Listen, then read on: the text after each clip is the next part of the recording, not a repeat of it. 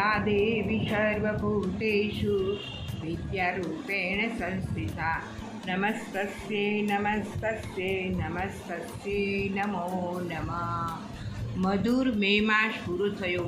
આજે 1 જૂન, 1 જૂન મહિનો એટલે કે બાળકોની સ્કૂલ ચાલુ થવાનો મહિનો। બધા મામાના ઘરે જઈ આવ્યા, ખૂબ કેરી ખાધી, ખૂબ જલસા કર્યા અને હવે આ માસ આવ્યો છે એ શાળાનો પ્રારંભનો માસ આવ્યો।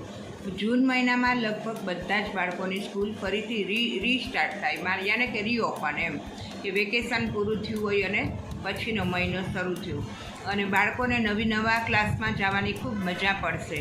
બાળકો તમે બધા હવે મોટા એક સ્ટાન્ડર્ડ મોટા થયા, કે જે 5થમાં હોય 6માં આવ્યા, 6માં હોય 7થમાં આવ્યા, 7થમાં આવ્યા, 8માં, એવી રીતે ક્રમવાર બધા 1 વર્ષ મોટા થઈ ગયા છો। તો હવે આપણું થોડુંક ભણવાનું સ્તર પણ વધી જશે।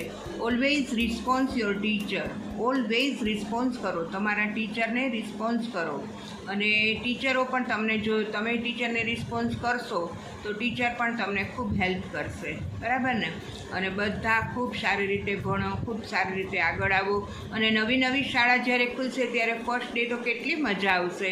ટીચર બધા બાળકોના નામ પૂછશે, કોઈ કહેશે આરુષ, કોઈ કહેશે શ્રીની, કોઈ કહેશે રિયા, કોઈ કહેશે રિષિત। એ બધું સાંભળવાની તમને લોકોને કેટલી મજા આવશે અને એ બધા ક્લાસમાં તમે પણ ખૂબ આનંદથી ભણજો અને ખૂબ આગળ આવો એવી જ મારી અભિલાષા છે।